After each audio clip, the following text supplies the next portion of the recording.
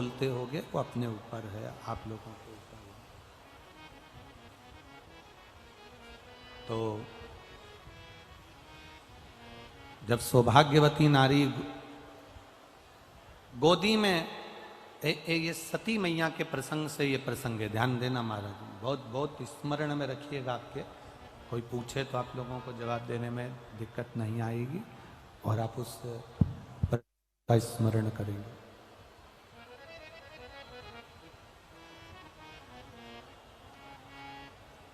सती मैया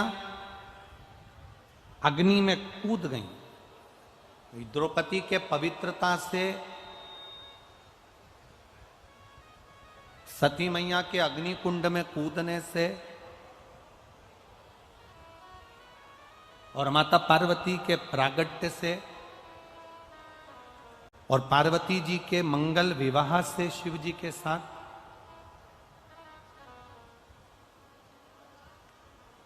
और शिव जी के यहां से जब भगवान शंकर के साथ माता पार्वती जी जब विवाह कर कर आ गई, शादी कर कर जब पहुंच गई, विवाह कर कर जब पहुंची हैं और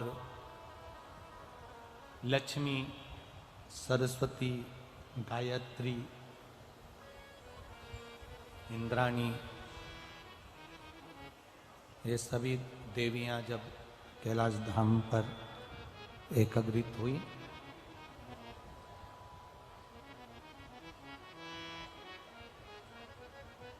उस प्रसंग से इसको जोड़ा गया। सती मैया क्रोध की अग्नि में यज्ञ कुंड के अंदर जाकर कूद जाती हैं और उनको श्राप लग जाता है कि तुम देव यज्ञ में देवताओं के होने वाले इस कार्य में होने वाले सत्कर्म में तुम कूदी हो, इसलिए तुम्हें कोयल की योनि प्राप्त हो। शंभु शंभु शंभु, तुम्हें कोयल की योनि प्राप्त हो।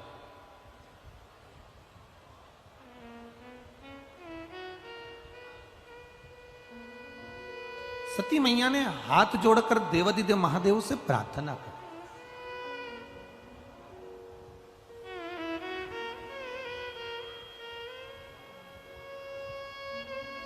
प्रभु, गलती तो हो गई,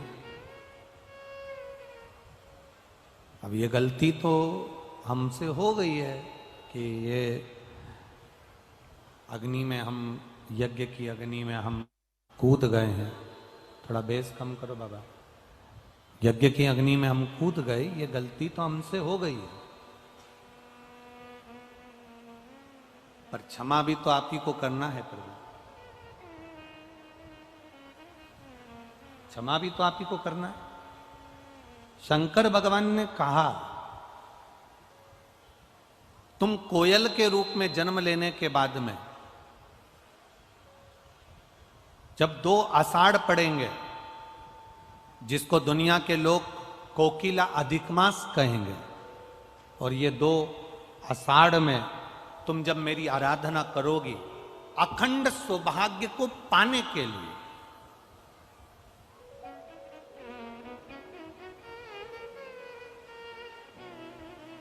अखंड सौभाग्य को पाने के लिए जब तुम मेरी आराधना करोगी, तब तुम पुनः हिमालय राज की बेटी बनोगी और हिमालय राज की बेटी बनकर, हिमालय राज की पुत्री बनकर, बेटी बनकर तुम मेरी आराधना कर कर, मेरा तप कर कर, मेरी साधना कर कर, मेरी तप साधना में लग कर तुम मुझे पुनः प्राप्त करो, वापिस मुझे तुम प्राप्त कर लो। अब देखिएगा, कोयल का जन्म मिल गया माता सती को, और कोयल के जन्म को पाकर मां सती जगह जगह भ्रमण करने लगी। भ्रमण करते करते एक बार माता सती देवऋषि नारद के सम्मुख में प्रकट हुई।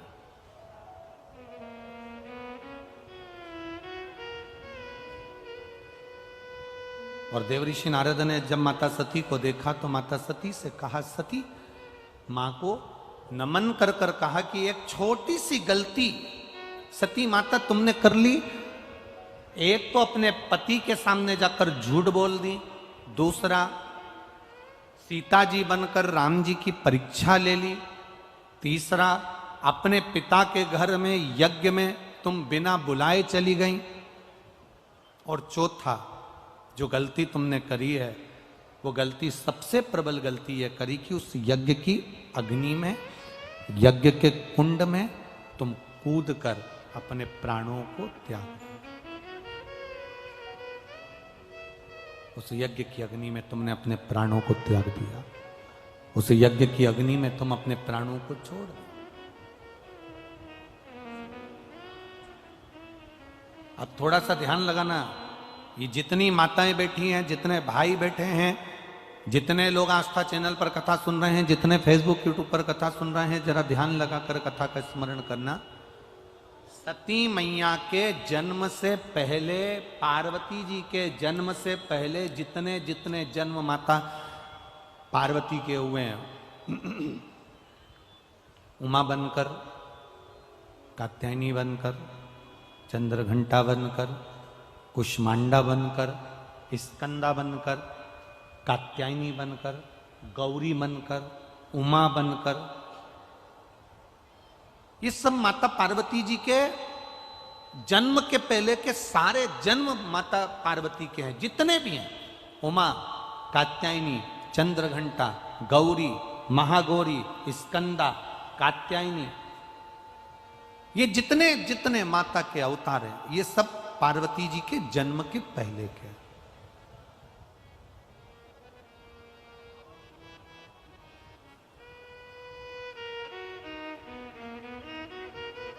सती मैया के भीतर ये भाव जागृत हो गया, माता सती के अंदर ये भाव जागृत हो गया। देवऋषि नारद से कहा कि मैं 51 ये जितने जन्म मैंने लिए हैं 50 जन्म में ले चुकी हूं, और पार्वती का जो मेरा जन्म होगा वो 51वें नंबर का होगा। कुछ ऐसी कृपा कर दीजिए कि मेरी मांग का जो सिंदूर है वो अखंड रहे, और बार बार मुझे इस शरीर को छोड़ना ना पड़े, इस शरीर से मेरे बार बार ये शरीर मेरा छूटे ना। ऐसी ऐसी कुछ कृपा, ऐसी कुछ दया, ऐसी कुछ करुणा हो जाए।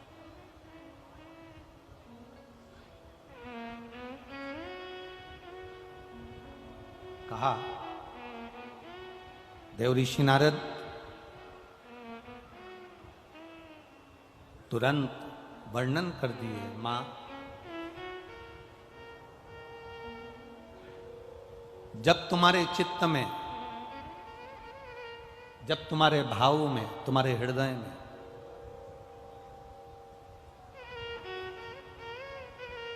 तुम्हारी चित्त वृत्ति में, तुम्हारे हृदय में, तुम्हारे भावों में जिस समय पर तुम कोयल बनकर भी एक अन्न के दाने को अगर उठा लोगी, और वो अन्न का दाना तुमने जो उठाया है अगर वो 2 भाग वाला है, वो अन्न के दाने में अगर 2 भाग हैं जिसको तुमने उठाया, और वो अन्न का दाना भूलवश भी अगर किसी सौभाग्यवती नारी की गोद में अगर पड़ जाता है, तो मां तेरा वो अखंड सौभाग्य भी रहेगा, और तुझे जिंदगी में दूसरी बार फिर बदल कर जन्म नहीं लेना पड़ेगा। एक ही अखंडता में चल रहा है, एक अखंडता के साथ।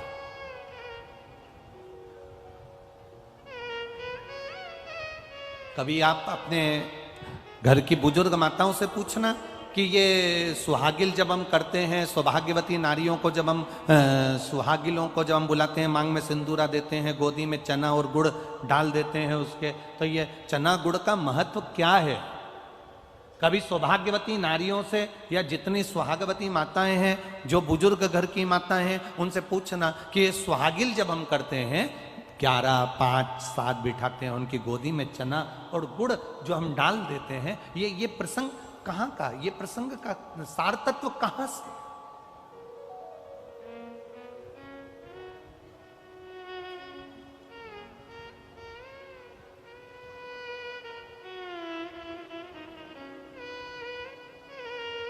दुनिया में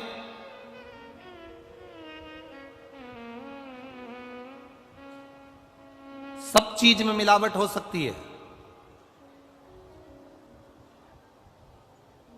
ऐसी कोई चीज नहीं जिसमें मिलावट नहीं हो। दुनिया में सब चीज में मिलावट हो सकती है, केवल एक चना और गुड़ ऐसा होता है जिसमें मिलावट का कोई काम नहीं होता है।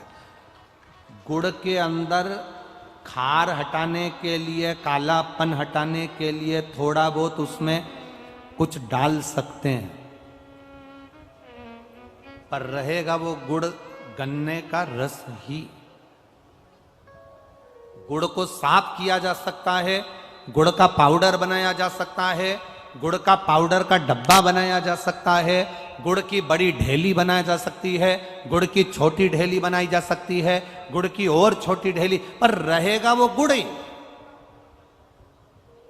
उसमें मिलावट सफाई के लिए कर सकते हो, पैकिंग के लिए कर सकते हो, सुंदर दिखने के लिए कर सकते हो, अच्छा बनाने के लिए कर सकते हो। आप उसकी पैकिंग या अच्छा बनाने के लिए उसको कर सकते हो, पर रहेगा वो गुड़ ही।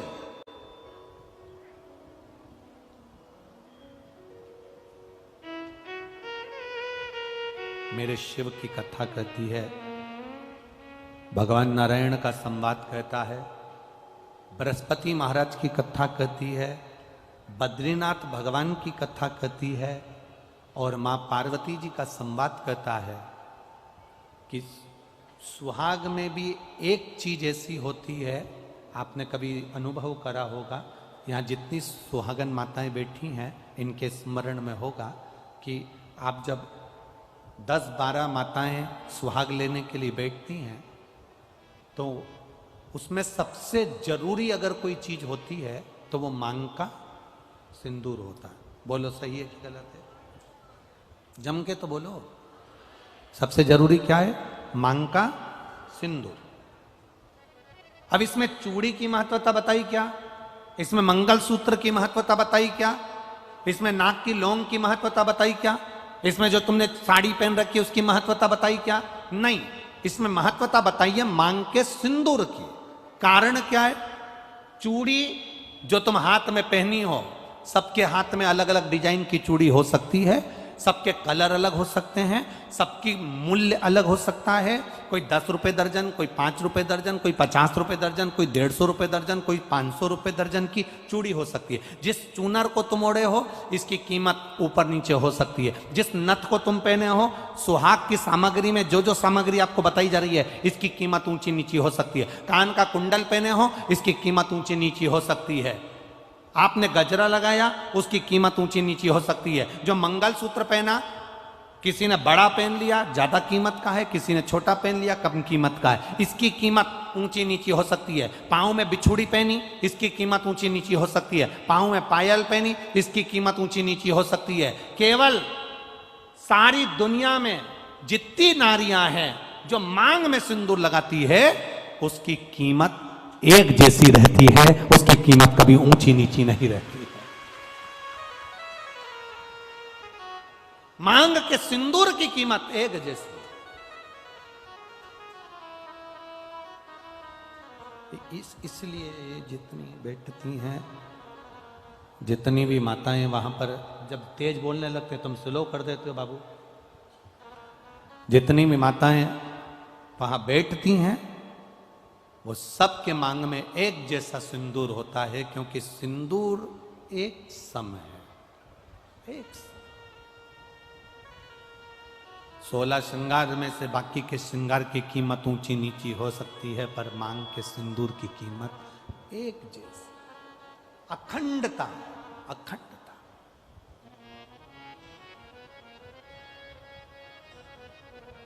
अखंड। हम तो कई बार आप लोगों को कथा में भी वर्णन करें, कभी मौका मिल जाए करे ना तो सोमवार की जो अष्टमी होती है ना, प्रयास करना कभी अगर मौका मिल जाए करे आप लोगों को, सोमवार की जो अष्टमी होती है जिस लड़का लड़की का विवाह नहीं होता, जिसका मंगल पाणिग्रहण संस्कार नहीं होता, वो जो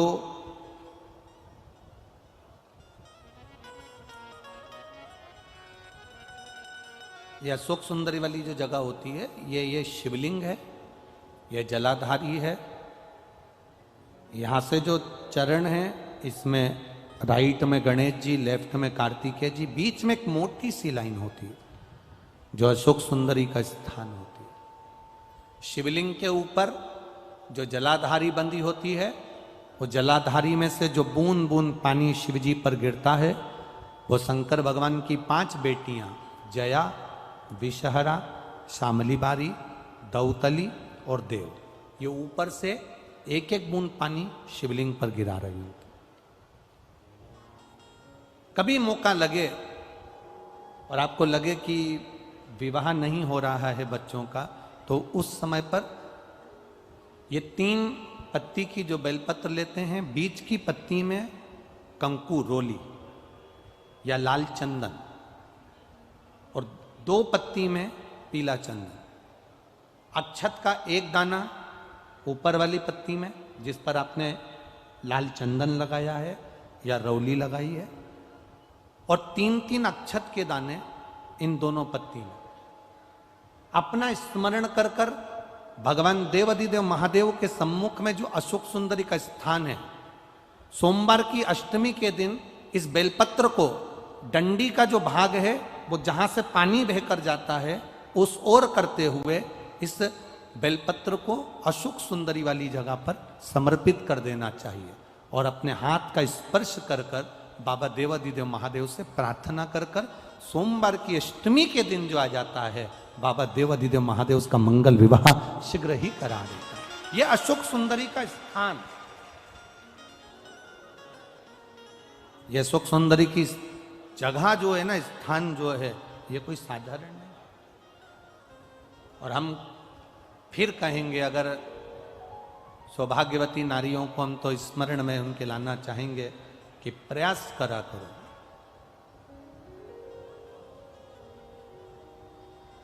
प्रयास करा करो कि सुहाग की सामग्री आप चुंदड़ी देते हो, चूड़ी देते हो, काजल देते हो, लाली देते हो, आप बहुत सारा सामान सुहाग का देते हो, हम मना नहीं करेंगे, पर प्रयास करा करो कि सुहाग की सामग्री कभी भी प्लास्टिक की डलिया में नहीं, बांस की टोकनी में रखकर देना चाहिए।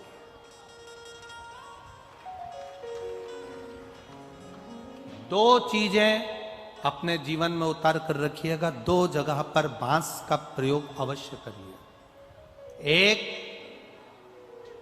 बेटी की विदाई करो, पहली बार अगर बेटी जा रही है, पहली बार अगर बेटी जा रही है और अपने घर से बेटी की विदाई हो रही है, तो बांस की टोकनी में वो मैदे की जो पूड़ी बनाते हो, यहाँ चलता है कि नहीं चलता वो हमको नहीं मालूम, पर हमारे यहाँ तो पूरे मालवा में, गुजरात में, मारवाड़ में, पूरे में चलता है। इधर होता है मैदे की पूड़ी, शक्कर, ये प्लास्टिक की डलिया में नहीं, इसको बांस की टोकनी में रखकर भेजना चाहिए।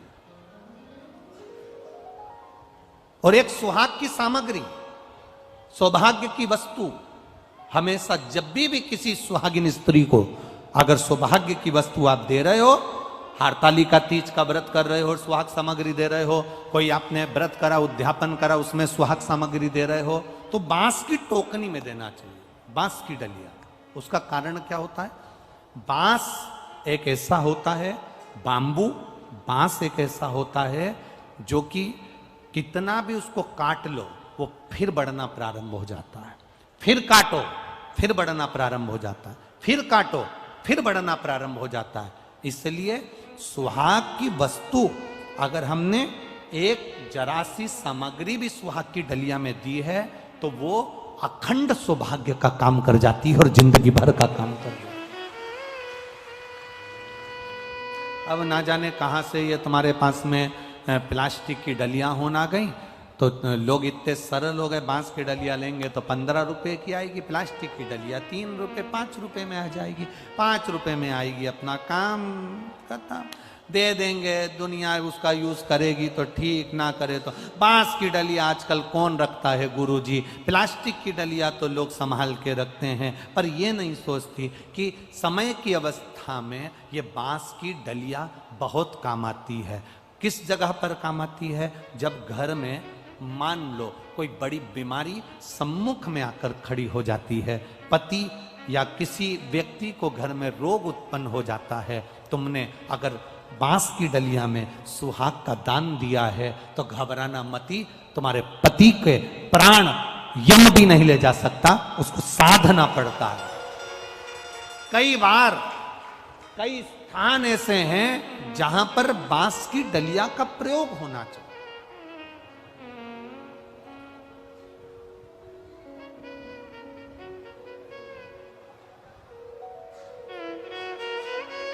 ये आजकल तो राजनीति के चलते हुए, आजकल ये राजनीति के चलते हुए लोगों ने अलग अलग समाज को बांट दिया कि ये कुम्हार है, ये वंशकार हैं, ये हैं, वो हैं। पर शिव महापुराण की कथा कहती है, एक एक हमारा सनातन धर्म का एक एक हिंदू भाई, हमारे सनातन धर्म का एक एक व्यक्ति जिस जिस कार्य को छोटे से छोटा व्यक्ति करता है, उस कार्य की कीमत भी हमारे यहां अंतिम समय तक, शुरू से लेकर आखिरी तक उसका प्रयोग होता है, शुरू से अखंडता दीजिए, अखंडता। मेरी माताओं से एक निवेदन हमेशा रहा है, आज फिर निवेदन करेंगे, तुम मांग में सिंदूर भरो। मांग में जब सिंदूर भरते हो तो एक बात अपने अंदर उतार कर रखना, तुम्हारे तैयार होने का जो कक्ष है, तुम्हारे श्रृंगार का जो कमरा है, तुम्हारे तैयार होने की जो जगह है, वहां पर लकड़ी का सिंदूरा जरूर रखा करो, प्लास्टिक का सिंदूरा मत रखो। सिंदूरा जानते हो आप लोग? अरे बोलो तो जम के, जानते हो? जिसमें लकड़ी के सिंदूरे में सिंदूर भरा हुआ, कुंकू उसमें भरा हुआ, लकड़ी के सिंदूर।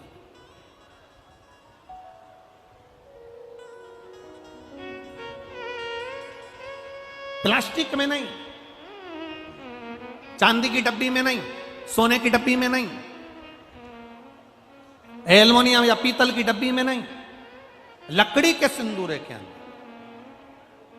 और उस लकड़ी के सिंदूर के अंदर उस सिंदूर को पड़ा रहने दो और उसे उसमें से आप अपनी मांग के अंदर लगे, लकड़ी के उसमें से।